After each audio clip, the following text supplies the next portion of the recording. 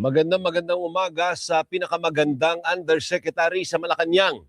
Ewan ko lang kung may kukontra, ha? Undersecretary Claire Castro ng Presidential Communications Office. Yuse Claire, good morning po. Yes, good morning Alvin at good morning sa lahat na nakikinig at nanonood sa iyong programa. Magandang umaga po. May Maraming kukontra ba? tututol, daming maganda doon. Maraming kukontra? Oo. Aba, ay pakita mo muna sa akin para malaman natin kung talagang may basehan ng pagtutol at object. Kasi i-overrule natin yan na Yusek, ha? At para narinig ko yung boses mo nung Sabado, nandito ka rin pala sa himpilan namin nung Sabado, no? 4 alas. Oo. Anyway, Yusek, pahingi kami ng reaksyon kasi sabi ni Congressman Arce, mukhang may maghahain ng impeachment complaint laban sa presidente. Well, anyway, siguro kasi yun lang ang magiging panangga nila if ever magkakaroon man ng pagsasampa ng another impeachment complaint laban sa vice presidente. Taktika. Ganun lang siguro. Taktika, kasi sabi niya, ang atin na dinig at nabasa natin, ito ay galing sa supporter ng vice presidente o mga Duterte. So, taktika to. Inalok daw siya. Sabi ni Arce, inalok daw siya pero hindi naman daw siya gagawa ng hakbang para siya mag-sponsor. Pati na yung kay Vice President Sara Duterte, which means both the highest leaders of the land will face separate impeachment complaints. Yun yung nakikita niya. Kasi sabi nga niya, sa ibang interviews niya, parang hindi yata maganda kung si VP Sara lang ang kanilang i-impeach or sasampa ng impeachment complaint. So kung meron man, sa kanya na ring idea, tingin daw niya dapat din masampahan ng impeachment complaint ang Pangulo ngayon. So ibig mo sabihin siya din pala nag-broach ng idea na dapat... Yes. Nadinig ko sa interview niya. so pero hindi naman, hugas kamay naman siya. Sabi niya, hindi naman akong mag-sponsor. Inalok ako pero ayaw ko nga eh. Sabi niya ganun. Baka kaya siya nalapitan ng mga Duterte supporter dahil nadinig sa kanya. Pero paano ang magiging epekto niyan? Halimbawa na, pagpalagay natin, matuloy nga, no? May impeachment complaint laban sa presidente. How will that affect his work as current president? Ang Pangulo, hindi magpapa-apekto yan kasi alam naman niya na wala namang magiging basihan para sampahan siya ng impeachment complaint. So, Pangulo kasi dire-diretso na sa pagtatrabaho eh. Tandaan natin na ano ba ang ibinebato sa kanya, yung 2025 budget. January pa lang, hindi ba umaalma na siya sa nangyari doon sa kanyang budget? Ang sabi nga niya ay na parang hindi na yung budget na kanilang pinropose at inalagaan niya ang pondo na ito. Dahil meron nga, okay, sabihin natin ito, hindi ba sabi ni Senator Lacson ay meron ding allocables itong si Senator Amy? Tandaan mo? Ngayon ito lang? Recent? Kasasabi lang niya na may allocables din daw si Senator Amy for the 2025 budget. At nung mga bandang October 2025 ay naging issue to without really mentioning na may allocable pala si Senator Amy. Ang sabi lamang natin kasi nagrereklamo siya yung mga for later release ay sinabi niya First Lady Reject, FLR. So sabi natin doon pa lang sa press briefing, bakit meron ba siyang insertion? Dahil siya ay nagpaparelease ng budget. Pero hindi ito na-release. Dahil ang sabi nga ng Pangulo, kapag hindi ito nasuportahan ng mga tamang dokumento, yung mga pondo na for later release ay hindi naman i-release. Iyan ang utos ng Pangulo dahil dapat sinusunod yung conditional implementation. So yung pondo natin for the 2025 ay pinangalagaan ng Pangulo. Yeah. And is the President confident na meron pa siyang overwhelming support sa Kamara? Remember, dyan palagi nag-emanate yung any impeachment. Pag may alingas nga sa Kamara nagsisimula bago umabot ng Senado, Yusek. Sa nakikita natin, kasi ang Pangulo naman ay hindi naman talaga tumataliwas ng daan, ng landas. Talaga kung may kinakailangan talagang paimbestigahan, kung may kailangang protection na budget, tingin ko yung ibang mamabatas na matitiro naman ay hindi naman na hihindi or mag-o-oppose sa ginagawa ng Pangulo. Hindi ba dapat mas protektahan pa nila ang Pangulo dahil ang Pangulo gusto linisin yung bansa? Pero wala naman pong instruction ng presidente na barilin nyo yan hindi yan pwedeng umusad yung impeachment complaint laban sa akin kasi traditionally, yung Malacanang has a control traditionally of the House of Representatives when it comes to, alam mo yun, sa politika, suportado palagi ng liderato ng Kamara at ng mga miyembro ang presidente. Sa ngayon, nakikita naman ng Pangulo na suportado pa rin naman siya ng Legislative Department. So, hindi naman siya naaalarma. Hindi ibig sabihin, utusan ba niya yung mga kaalyado niya doon Ay, na, hindi. wag niyong pausarin yan. Wala tayo nadidinig na ganun. Ever since, kung anong trabaho lang ng executive, ng legislative, hindi nakikialam yung Pangulo.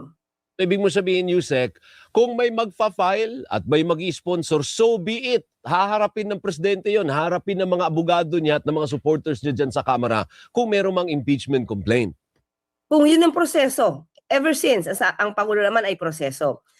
Igagalang niya kung ano sinasabi ng konstitusyon, igagalang niya kung anong nararapat na proseso. So, hindi naman para makialam. Kasi trabaho yan ng legislative, ng Kongreso eh. So baka lalabas yan, diktador siya. Tama. O puntahan natin yung isang issue ng Independent Commission for Infrastructure. Sabi ni Senator Amy, nakatanggap siya ng impormasyon na bubuwagin na ang komisyon sa February. Totoo ba yon? Wala pa tayo natatanggap na anumang impormasyon patungkol dyan. Hindi ko na alam kung saan ba nanggagaling ang kanyang mga kwento. So, tingnan na lang natin. Wala eh. Wala akong masasabi patungkol dyan. Kasi patuloy pa rin nag-iimbestiga. Kahit na si Atty. Hosaka ng ICI, wala naman natatanggap na anumang impormasyon patungkol dyan. Pero in fairness, yung from the very beginning, hindi din naman talaga parang permanent o forever yung ICI eh. Hindi naman ganun ang pagkaka-envision nun unless there's going to be a law that will establish it permanently and strongly for that matter. Yes, tama ka. Kasi kinreate ito as fact-finding committee kasi before may ad hoc committee. At ito ay pinamumunuan ng ibang mga regional directors at pati na rin ng mga secretaries ng kanya-kanyang department, diba? DBM, DepDev, DILG. So, ad hoc committee yun before. Pero di ba may nagpupush?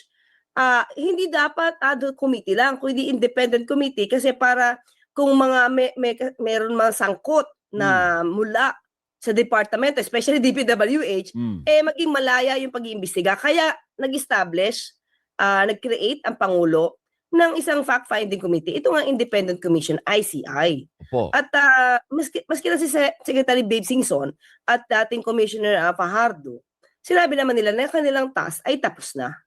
Base doon sa mga kanilang nakolekta ng mga dokumento, na-aral naman nila yan, at ngayon ay patuloy pa rin sa pag-iimbestiga at pagre-recommenda ng mga cases sa Ombudsman at saka sa DOJ. Bakit hindi po kasi suportahan ng Malacanang yung paggawa ng batas? Yung para maging batas na talaga siya, enacted by Congress. Di ba meron sa House at sa Senate na version? Sinusuportahan. Priority bill nga ng Pangulo yan eh. Hindi ba? So, kapag priority bill yan, ay dapat i-prioritize nila. So, nasa kanilang kamay na yun kung paano nila ito ayusin nang hindi ura-urada. Dapat ang pagsasagawa ng batas ay talagang pinagdidebatihan. Hindi kasi magiging maayos ang isang batas kung laging ura-urada yung paggawa. So, pagdebatihan na nila kung anong issue, kung magkakaroon ba ng duplication ng trabaho. Kasi baka sa LEDAC, Alvin, sinabi ng Pangulo na ayusin ang batas na to at wag lang sana magkaroon ng parang overlapping ng jurisdictions ng Ombudsman. DOJ at ng Ombudsman. Kasi baka mag-overlap sila eh. And at the same time, pag nag-overlap yan at ma-question ang constitutionality niyan, mas magkakaroon ng problema. Opo. So ayusin nila. Nasa kanila po yun. Kung gusto, at kung priority bill naman din to ng House at ng Senado, mas mapapadali ito sa papamagitan ng kanilang pag-schedule. Now, I was thinking if the President is going to certify it as urgent. Kasi tama yun. Para sa kanya, priority ito.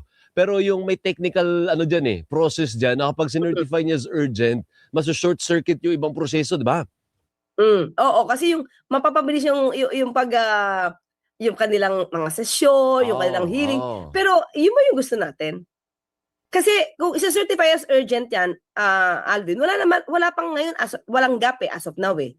Walang wala pang maaari sabihin na hindi minamadali eh. Bakit? Nandiyan pa yung ICI. Nandiyan yung ombudsman. Nandiyan ang DOJ. Nandiyan yung mga law enforcement agencies na pwedeng magtulong-tulong para magkaroon ng investigasyon. So kahit sabihin natin na wala pang batas patungkol sa independent commission, may nagtatrabaho eh. 'Di ba? Hindi mo pwede sabihin na dapat ura-uradan na tapusin yan kasi emergency yung situation dahil ang dami-dami mga maanumalyang flood control projects. Pero meron di ombudsman may DOJ, may ICI eh. So with that, hangga't nandiyan at nag-i-exist naman itong mga to at nag-iimbestiga, so hayaan na lang natin gumulong ng tama para hindi maging questionable yung kanilang magiging proposed bill. Opo. Kasi tandaan natin, Alvin, kahit ngayon SIM registration mukhang minadali. O, tingnan mo, may problema ngayon. Opo, pero para siguro patunayan na magtutuloy-tuloy pa ang operasyon ng ICI, wala pa rin kayong pinapalit dun sa mga nag-resign na mga miyembro ng ICI. Meron na ba in the next few weeks? Kasi pag hindi kayo nag-appoint yan, sabihin na ayaw nga, winding down na ito, magbababay na yung ICI. Wala pa sa ating ipinapaabot na kung magkakaroon ng replacement. Kung halimbawa man, winding up na yung ito yung halimbawa lang sumusunod lang ako sa tanong mo. Kung winding up man ang ICI, Alvin, still, nandiyan naman ang ombudsman at ang DOJ. Meron sila motu proprio, the authority to investigate motu proprio. So hindi naman mawawala at hindi matutulog yung pag-iimbestiga sa maanumalyang flood control projects. So meron naman, kumbaga may sasalo, may fallback. Kung sakaling totoo nga. Tama ka. 'Di ba? Kaya hindi kailangan madaliin or the priority bill ng Pangulo na magkaroon independent commission. Pero para madaliin at maging para siyang hilaw na batas, mas magandang pagdebatihan diyan at aralin kung ano mga maging loopholes. Magkaroon ng gray area na mga issues diyan. Good morning ka ba kay sa pinakamagandang USEC sa Malacanang Bigornia? Walang kokontra. Meron nga raw. Ay, no. Oo. Mahina laban. Ma'am Doris, good morning. Good morning, Yusek. Meron lang ako isang tanong. Mukhang babiyahin na naman daw po ang Pangulo. Ay, oo. Para saan po ito at kailangan UAE. po ba sa gitna po ng napakarami ng mga issue na kinakaharap niya?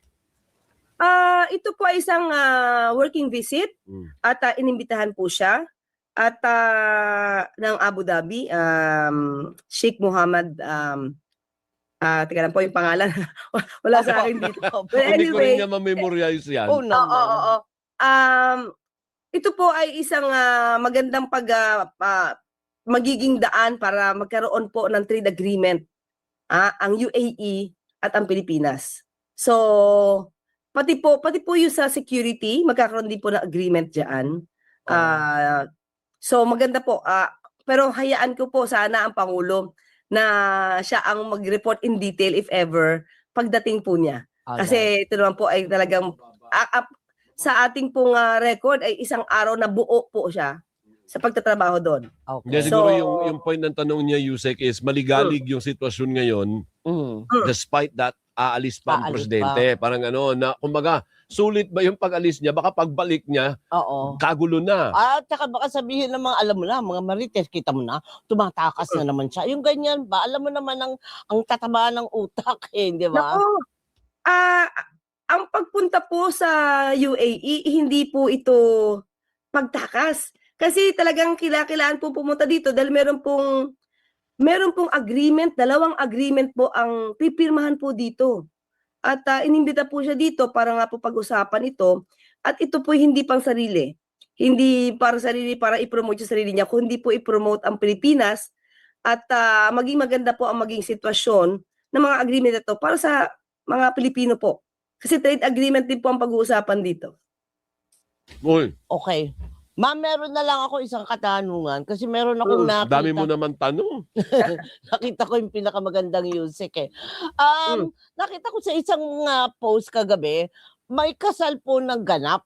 Pamangkin niya po ito, hindi ko Anak ni Senator Amy. Anak ni Senator Amy. So lahat po ng mga kamag-anakan ay andon, including yung dating First Lady na si Imelda Marcos, partner, nakapula at magandang-maganda itsura. Pero kapansin-pansin daw po na bakit daw wala po ang tito. Hindi ko napansin. Hindi ako Ngayon ba? invited. Hindi ako invited. Ay, hindi Oo. invited. Ito pa, ito na yung pangalan, nabuksan ko na. Apo. Si His Highness Sheikh Mohammed bin Zayed Al Nahyan. Ayan. Yan. Ito po ay patungkol sa Abu Dhabi Sustainability Week.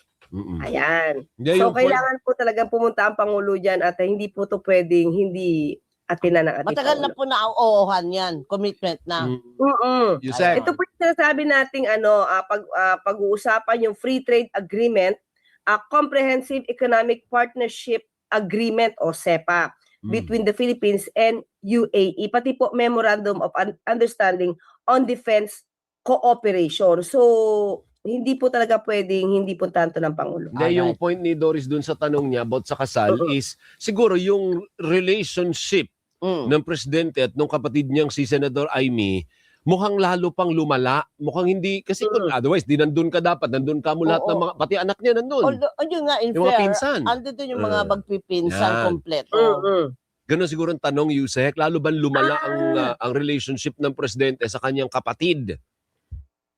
Hindi ko po masabi. Wala akong masabi. Siguro tatanungin ko sa kanya pag nag-usap kami.